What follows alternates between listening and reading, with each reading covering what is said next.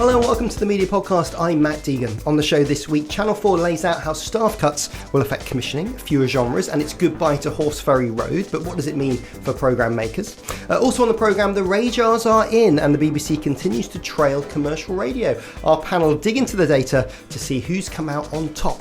All that, plus Universal takes on TikTok, another audio company folds, and why the Scottish press is downsizing. And in the media quiz, we look at the ads scoring with viewers. That's all coming up in this edition of the Media Podcast. Now, joining me at the London Podcast Studios, we welcome back Adam Bowie. Hello. Hi, Matt. How are you doing? I'm good. Now, I did this last time we were on, and it didn't disappoint, so I will ask it again. What is your favourite stat from RAJAR? Oh, wow. I think 54%. Is that a teaser? That's okay. Leave it there. We'll find out what 54% is later on in the show. And next to Adam, we welcome Faraz Osman. Hello, mate. Hello. Lots to chat about Channel 4. There's always lots to chat about. But before we chat about this, since you started doing this on YouTube, I realised I always wear the same jumper to the Media Podcast. So if you ever open up a merch store, then I feel like this jumper can be a good seller for you. I'm doing the promo for it now. That's good. I promise all of your listeners and viewers, I do own more than one jumper. I do like the idea of a Media Podcast merch store. Let's do it. Before we go on Channel 4, though, Blue Peter is open for tenders. Surprised it's up for tender? Did you used to work there? I used to work there a long time ago. I did the 40th anniversary. Okay. And I think it's now on the 55th year or something like that. So it was a while ago. So I worked there when it was still at Television Centre. Best days of my life. Amazing team. Incredible show. And then it went to Salford and Manchester, and it now is up there. The Blue Peter Garden, I think, is still a roof garden. It was a roof garden, but I think it's like in between the trams. Yes, that's right. And it's a little walkway that so they've got all of that that's up there. And, you know, it is seven-headed Percy Thrower probably underneath. Yeah. Obviously, it's a cultural institution. It is one of those shows that you wonder if, like, the parents love it more than the kids. It's certainly in that space. But this is part of the BBC having to tender all of those shows out. So, you know, when BBC Studios became a production company in its own right and was able to bid for work elsewhere, the deal is that everything else they've had secured needs to be tendered out. So there's lots of things that have always gone out for tender. We've already had Songs of Praise go out. The Proms went out, I think, previously. So anything that the BBC have always historically made and is continuing now has to be tendered out to production companies. BBC Studios can continue to make that show and make it work, but it does kind of force, in a good way, a bit of creative renewal because lots of other parties can go, hey, we can make this. Let's do it this way. I was invited once to one of the Blue Peter anniversaries, and I can't remember where it was. I think it was like in the Media Museum up in Bradford. And whoever was the editor at that time, I can't remember who the editor was, whoever it was basically in charge of wrangling all of the old editors. Mm-hmm.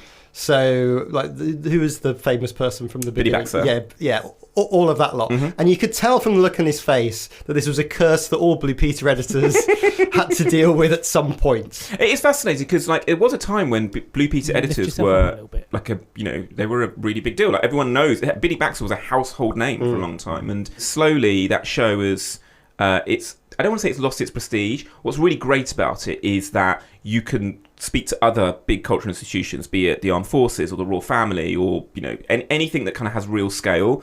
When Blue Peter come calling, people say yes. Their level of access is enormous. The kind of big question mark around it is their ability to continue to connect with this generation of audiences, which is, you know, it's a challenge for all children's producers. Adam, did you write off for a Blue Peter badge as a child? Do you know, I never did. I don't think I ever thought I had done anything worthy enough. I mean, maybe we saved up some bottle tops for one of the... you can get them on eBay now. No, you can't get them on eBay. I didn't say that. Don't go to eBay and get your blue... Make sure your kids get blue. Well, wasn't there a whole thing about getting the badges and then you got free entry into the museum? So there's actually especially now museums, you know, if you want to go to, I don't know, the zoo or something, that's actually quite expensive. So I've got plenty of stories of my time there, which will be another podcast. Okay, and some of them I need to be anonymous to kind of repeat. We'll do that for the Patreon exclusive insight. So we've talked about it quite a lot on the show. Traitors, both watching. Adam, it doesn't seem like the thing you'd watch normally. Have you partaken?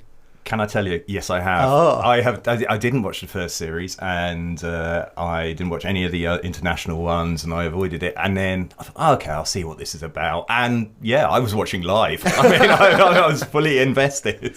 A satisfying ending for us? I mean, I think the live thing is satisfying as a TV producer because, you know, live TV is back, appointment TV is back.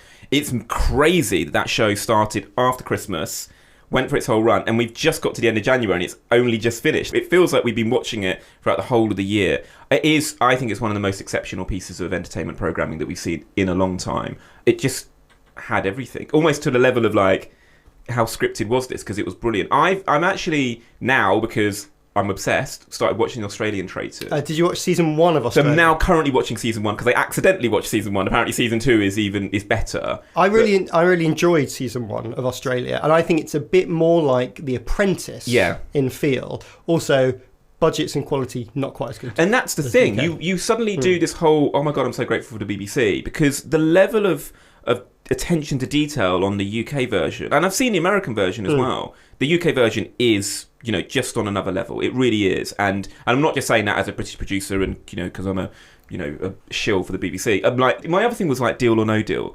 I always find it really fascinating when you see the same format in different territories. And Traitors is one of those things where you can really see how when we make factual programming, it is just on another level, and it's brilliant. And this season has been amazing. It's captured the attention of all audiences, no matter who they are, and I think it's been a great success for the Beeb, and long may it continue until they become politicians. Don't let any of those traitors become politicians. I did think, can we talk about spoilers? Are we allowed to talk about spoilers? If you haven't seen it already, that's your fault. That is your fault. Yes. But the guy that wins is like a member of the British Army, and I'm like, I wonder if he's going to get a tap on the shoulder from his boss saying, can you not be a traitor and be in the army? Or it's great to have somebody that's so good at subterfuge. I think, given I think that the army is having a massive recruitment shortfall, I think actually putting members of the armed forces into these things and showing you can have great lives and so on is really positive. There's something else, because part of me was thinking, hang on, surely you've got to take 2-3 weeks off to shoot this thing.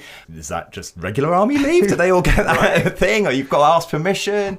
I mean, whether he quickly leaves, I saw him being interviewed or a thing with Gary Neville on BBC Breakfast the other morning, and Gary Neville is giving him media coaching basically, and in terms of when he gets management and stuff, and you've got to think, I will say that is really interesting. It's been an absolute media phenomenon. You cannot get away from this show. It's like, all joking aside about how great it is, the way that they've rolled out the PR and publicity across every single network, across every single sofa, it's just been a blackout of like that show, and nothing else has even had a look in. Adam, doesn't it show that with the Traitors and the success they had of the scheduling, of putting some episodes on iPlayer, cross promo across Radio 2, other places, you have to actually work quite hard on marketing, and it's not something I've seen TV do a great job of, particularly linear TV recently.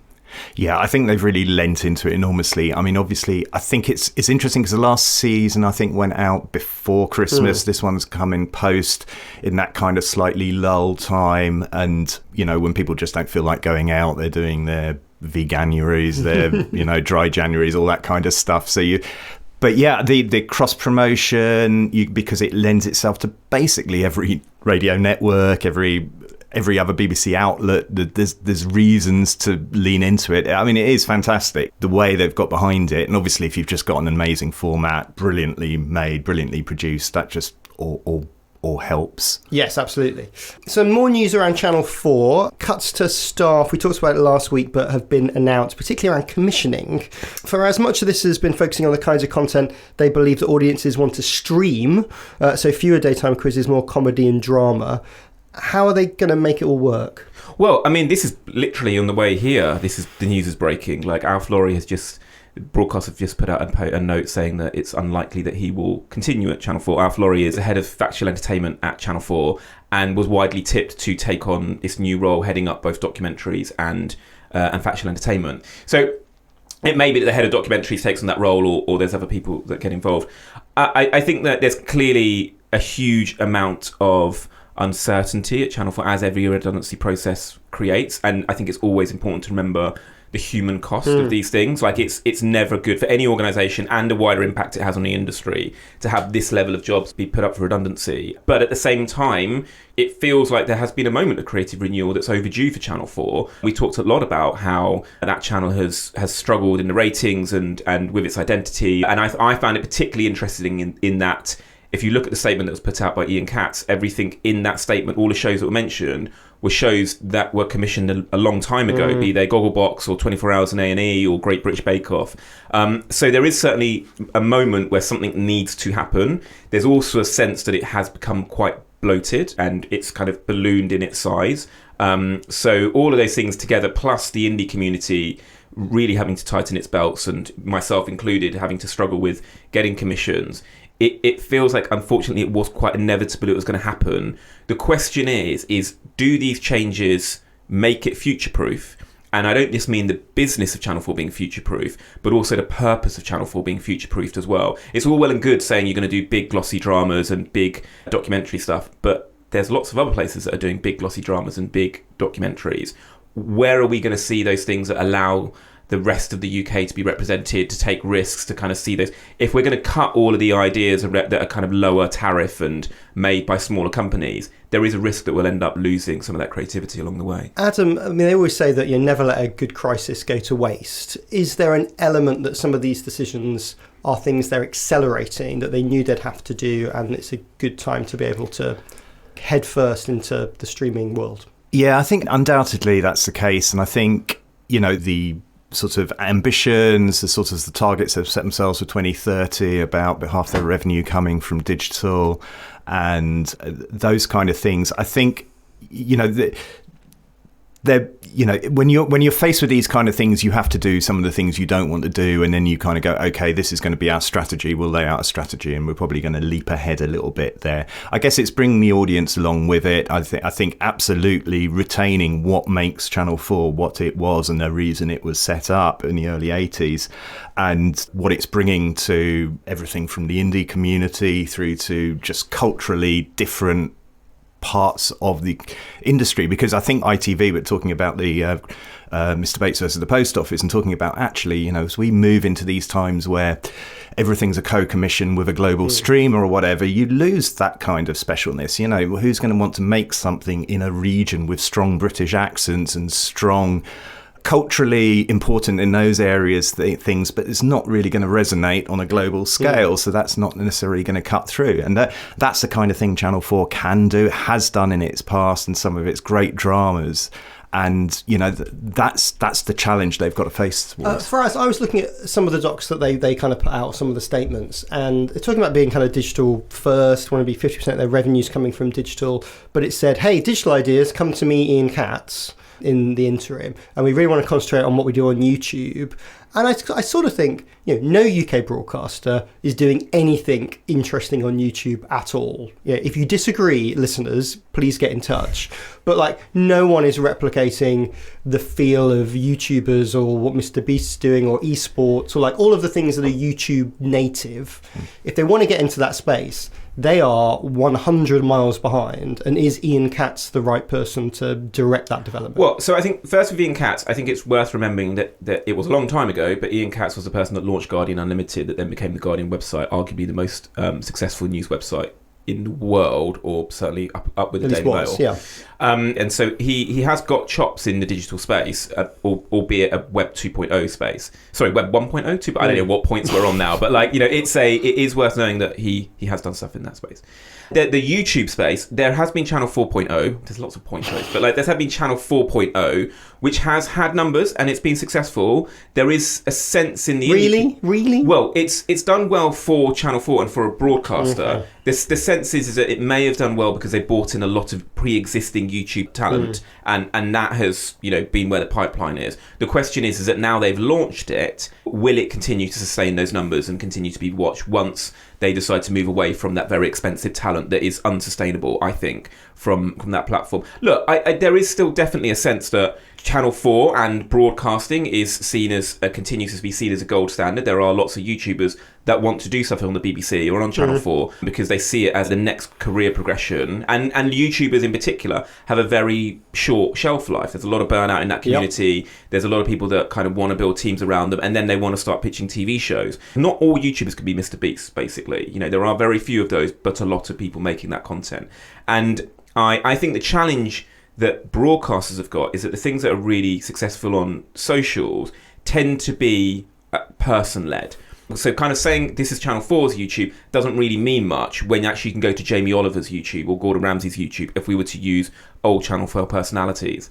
So that's kind of where they need to really demonstrate that they can play in that space. As a platform, Channel 4 as an on-demand platform, in the same way that Netflix or iPlayer is, That does make sense. One other thing that I think is really important, it broke today, Banijay is closing RDF. And I don't think it's hyperbole to say that this really is the end of an era of a particular type of programming. So for listeners that aren't aware of RDF's work, they created Wife Swap, they created Faking It. These are shows that were very much the DNA of Channel 4. And RDF has been kind of, if you're in the industry, they are like seen as like the gold standard in the community. Why have they been chopped? So RDF now is part of the Banijay label, and Patrick Holland, who used to run BBC Two, came in and is now running Banijay, which looks after Banijay in the UK, and he's announced that he's going to be closing RDF, and there's going to be lots of changes there. Banijay has a lot of labels, so RDF now make quiz shows like Only Connect, and they have other labels that also make quiz shows, so there is a bit of duplication within the Banijay stable of companies that certainly can be streamlined,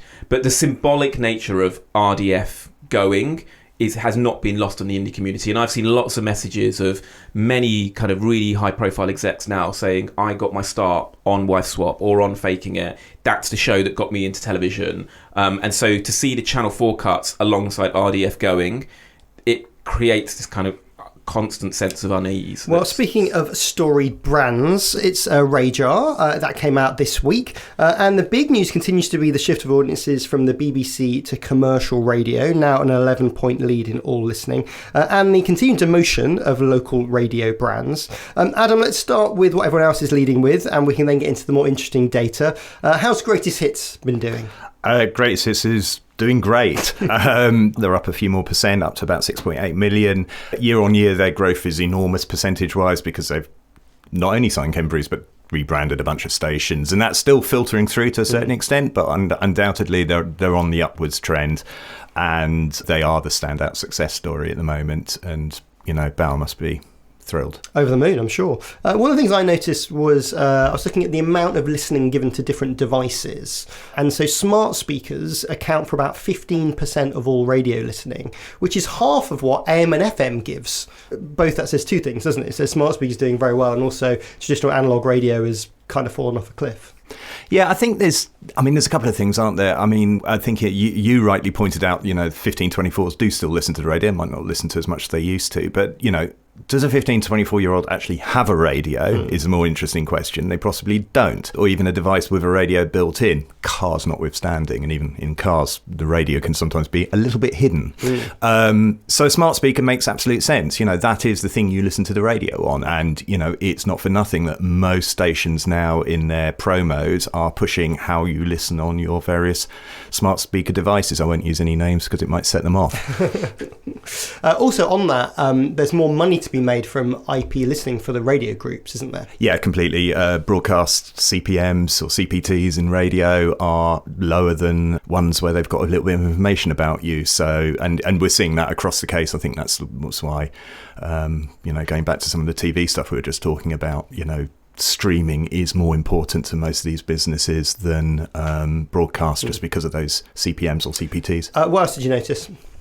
Possibly the interesting one, some of the BBC speech stations lost a bit, and you might think, oh wow, this wasn't during a time of Gaza, Israel, surely that would be a massive story. I think you just need to set it against the fact that time last year, we were going through 3 prime ministers, and that was a really big story then. That said, some of the other speech stations, some of the smaller ones have done okay this time around. So while the BBC's done reasonably, LBC's lost a tiny amount, but talk radios of this world, even the sort of GB Newses have put on a bit. I mean, they're much smaller, but they're... I mean, both those stations sort of simulcast on the telly and radio. GB News has done okay, actually. It's sort of driving up to nearly 500,000. That's about the same level as Times Radio, isn't it? Which sort of hovers around 500,000, never seemingly able to escape that orbit. And talk radio is up to about kind of 740, 750. Yeah. So not bad. Not bad for those. No, I mean, the interesting, obviously, there is an interesting kind of what's going on, that kind of relationship between a radio station and a TV station. I must admit, I tend to think more sort of talk radio as being a radio station that's visualised and, GB News is a TV station where they kind of strip the pictures out. And there is a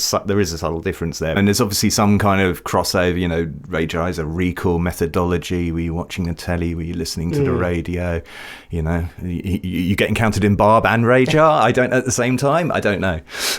And your stat, what was it for? 54%? Oh, it was 50. Yeah, it was actually 54.8. I forgot the point. And that's commercial radio's share. So you mentioned it's now a healthy 11% lead over the BBC, and this is high, and it's really interesting. I think this year commercial radio's made more money than it's ever made before. So it's kind of an interesting time that you think radio's dying surely. Yeah, and commercial radio that has to play 10, 15 minutes of ads is doing incredibly well.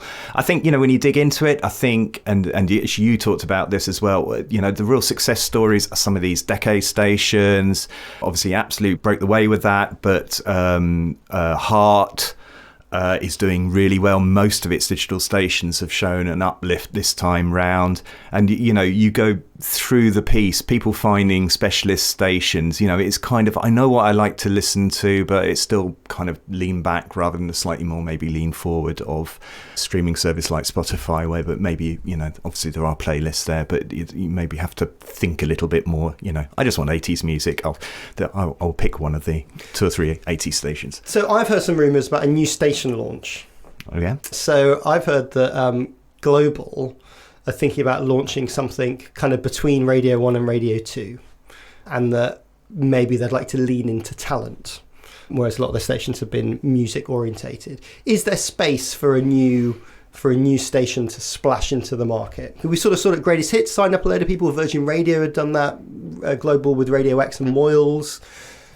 Is there enough talent to go round to launch a new brand into the market that isn't a spin-off? I think there probably is enough. I mean, a lot of talent has been, at various levels, but if you look at the cuts there've been, be it from, syndicated services through to obviously what's happened at BBC Local, there is talent around.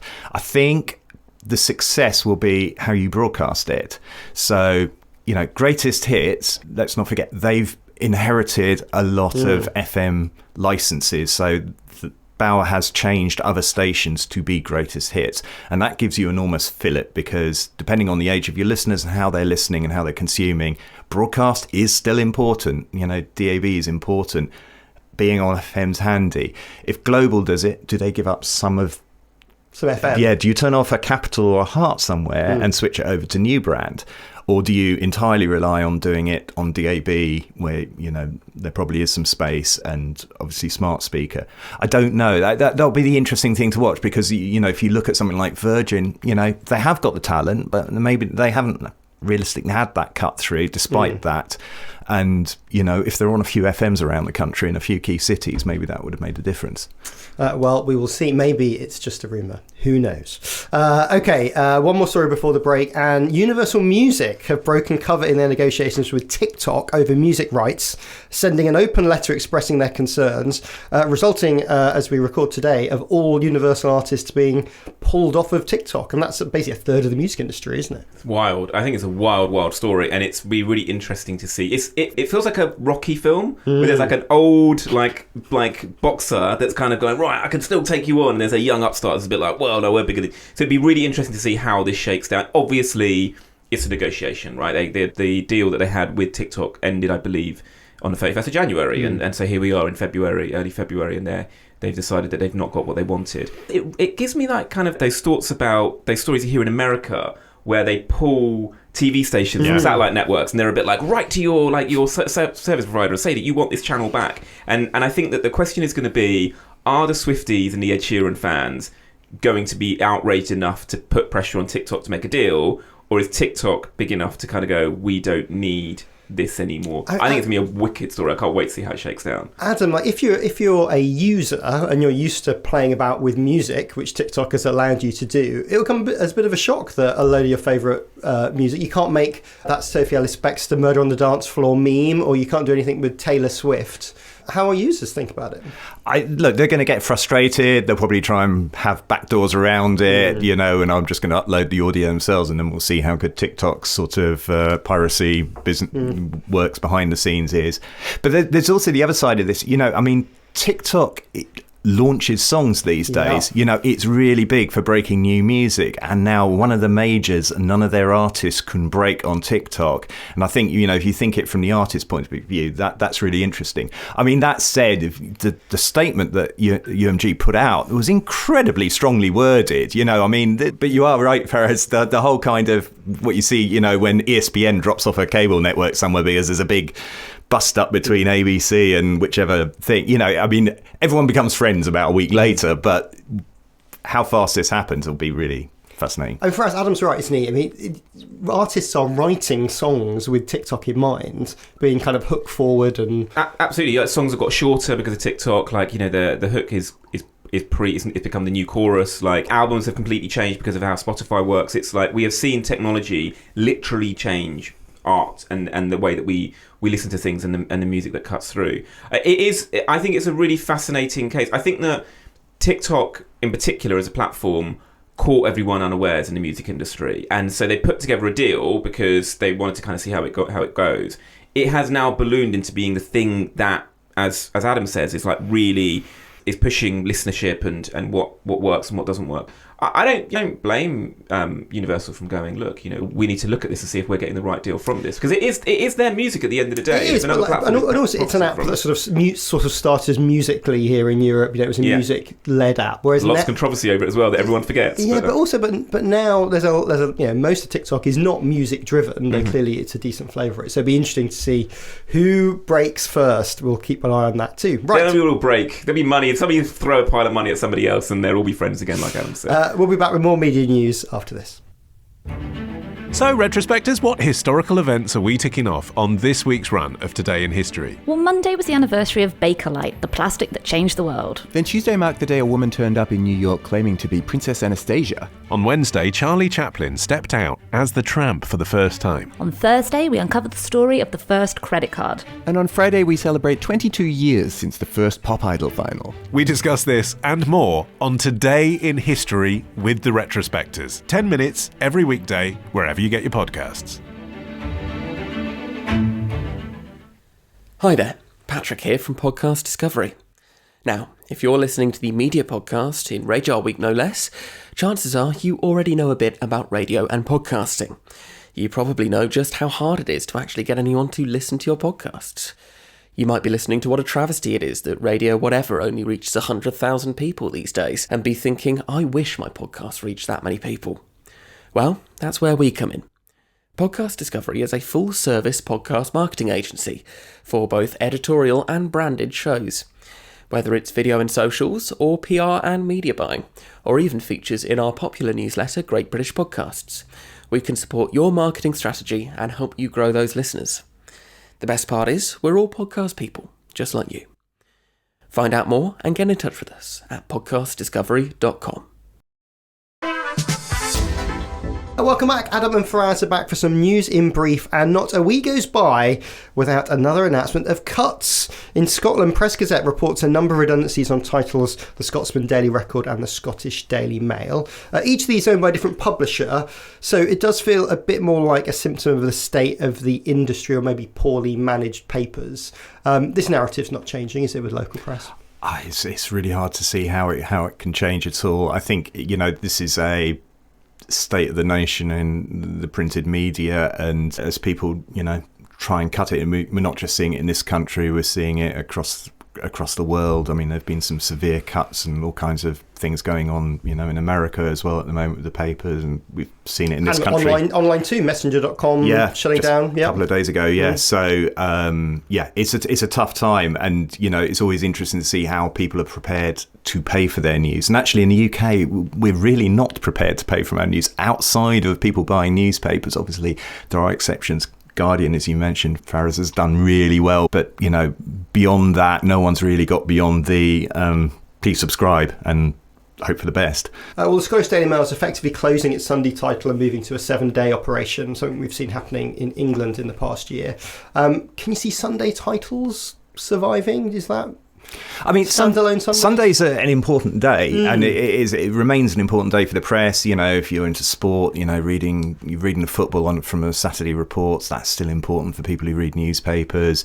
They're still the bulky ones, if you want your arts supplements and those kind of things, or cookery supplements, or fashion supplements and so on. That's still a big part of the industry. I mean, in many respects, I can almost see the weekend editions hanging on longer than the Monday to Friday editions, but I'm not privy. I mean, ABC doesn't seem to publish so many numbers these days, so I don't know what the numbers are like. It was interesting, isn't it, for us, something like FT Weekend has sort of re-emerged as a different kind of newspaper. Have all of these titles just got to really sort of lean into change and working out what's right for audiences today? Local titles in particular, you mean? I think we're kind of talking about two things. One is like kind of almost regional titles, and then there's almost like hyper-local titles. I think regional titles still have value. Manchester Evening News and, as you say, kind of some of the papers like the Scotsman up in Scotland, and there are kind of like specialist regional newspapers that do still have weight and cachet and the ability to break stories, which is always going to be the most important thing. If you're able to kind of get good journalism out that breaks stories, that impacts a particular area but has national coverage, then you're always going to have that level of kudos. I think when it comes to hyperlocal news, that is more problematic, because I haven't met anybody that enjoys looking at a local news website, because it is just riddled with ads, and it's so hard to actually read the stories, and they are really struggling with their journalistic output because cuts are being made left, right and centre.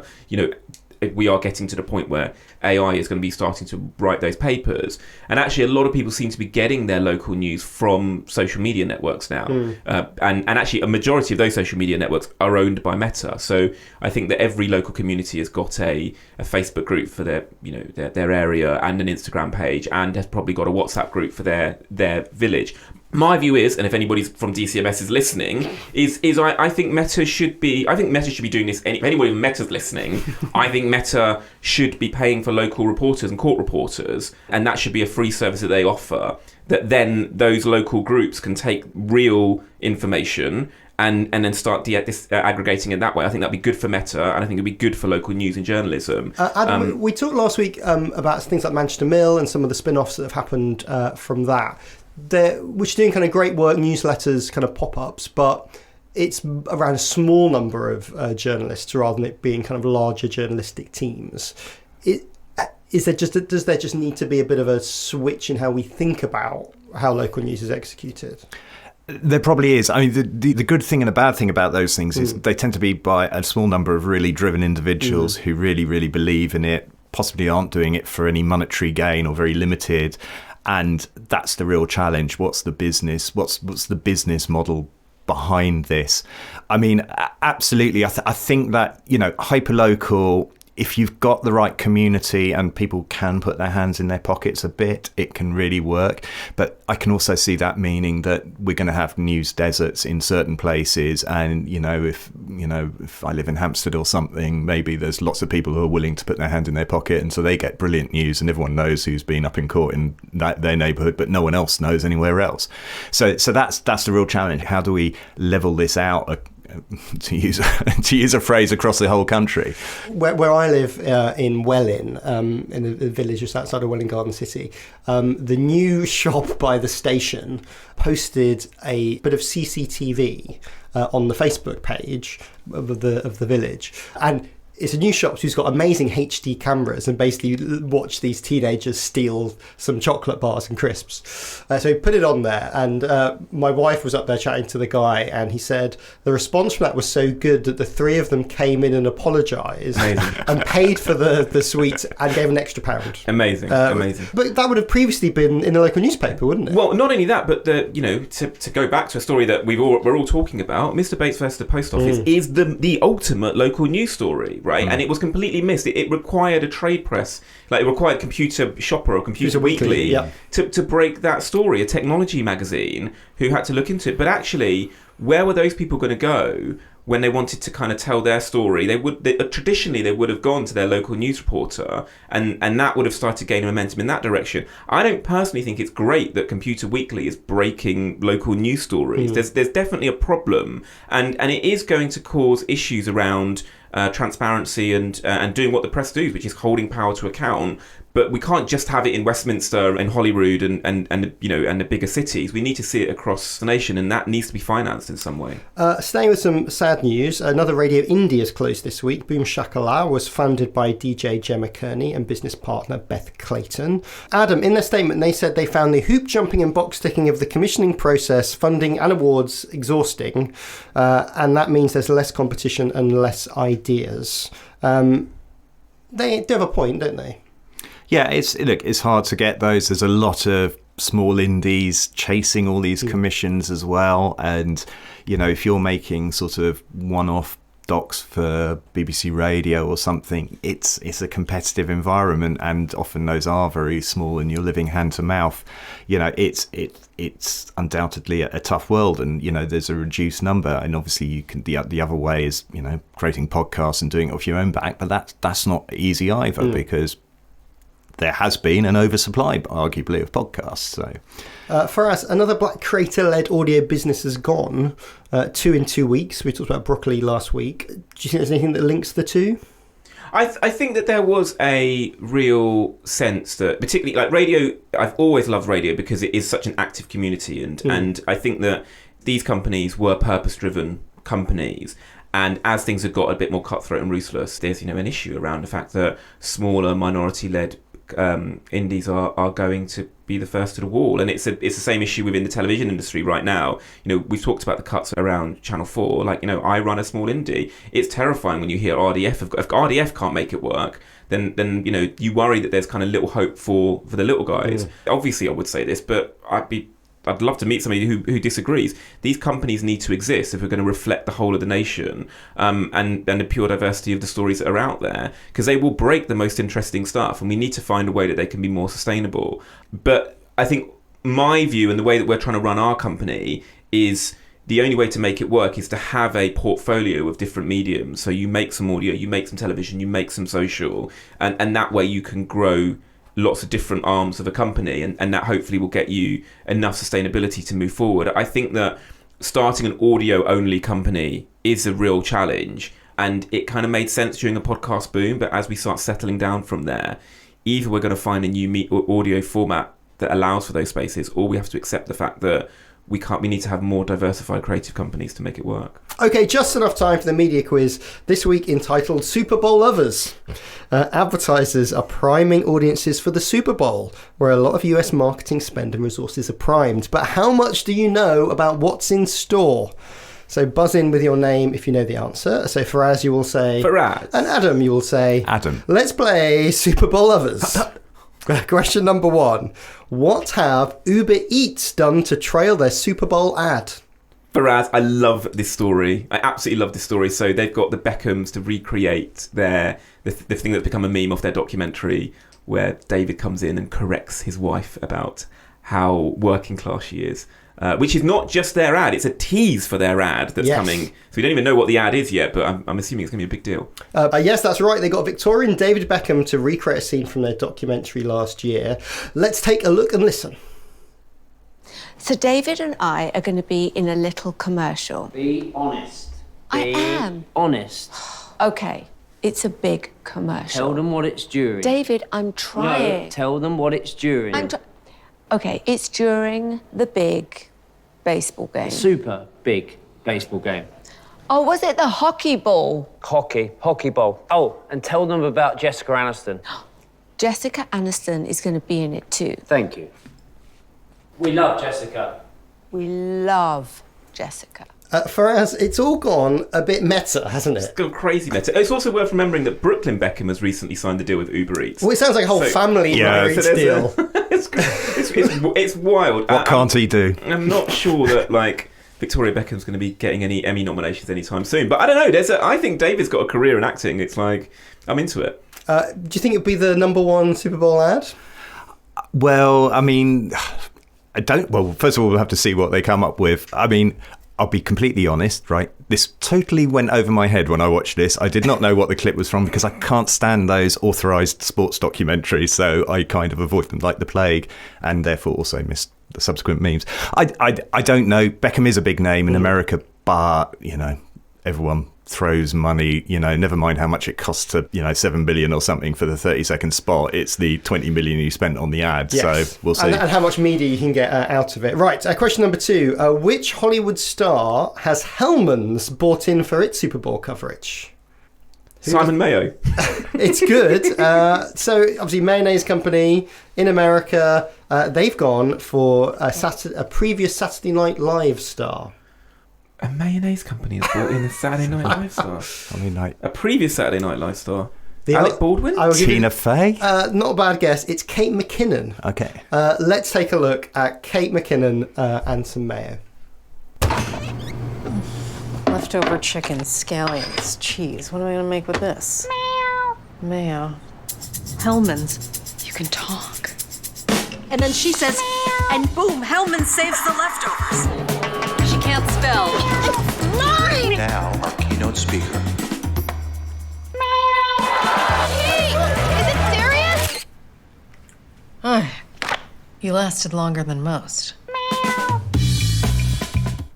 How do we feel about that for us? It's weird. Listen, Hellman's, call me. We'll get Simon Mayo to do an ad for you. It makes more sense. Yeah, I guess. Yeah, that the Beckham ad now looks a lot better. Okay, question number 3. How many adverts do Miller Lite say they're running during the Super Bowl? Adam, 3. Faraz? I'm going to say Faraz, none. Well, Adam is closest with 3. It's 1,000. They're calling on customers to sign up online to sport a Miller Lite ad during the commercial breaks on game day. The first 1,000 eligible fans will get $100. Others who spot an ad on a jersey on the big day can also scan a QR code and potentially win part of $170,000 worth of beer, money, and rewards the company is doing. Scan QR codes. We'll never fail, will it? I think we're stuck with QR codes forever, aren't we? There is no escape. Even a pandemic couldn't kill it off. Right, that means it's 1 point each. Together, you share the prize, which is coming up with Channel 4's YouTube strategy. Lovely. We'll have that for next week. Thank you very much. How can people keep up with what your writing is, Adam? AdamBowie.com. Lovely RAJAR piece on there from this week. And Faraz? I'm Osman on everything, and then gold_Waller to follow what we're doing next. We've got a show launching soon. Let's keep an eye out for that. Can you tell us? Yeah, it's called Garms, which is a documentary about the history of Black British culture's impact on fashion in the UK. It's a brilliant piece. I'm really excited about it, and I can't wait for everyone to see it. And who's it for? It's for Paramount and My5. Excellent. I look forward to seeing that. Thank you both. And that's it from us today at the London Podcast Studios. Remember, you can get 25% off your first booking when you use the code MEDIAPOD at thelondonpodcaststudios.com. That's MEDIAPOD at thelondonpodcaststudios.com for 25% off. And if you're new to the show, why not hit follow or maybe leave us a review? Just head to podfollow.com/themediapodcast if you don't know where to look for it. And if you do want to do some looking, you can check us out on YouTube as well. And if you've got a question for next week's show, send it to us via Spotify. Just open up the episode in the app and there's a box there to fill in. My name is Matt Deegan. The producers were Ollie Pitt and Matt Hill. It was a Rethink Audio production. I'll see you next week.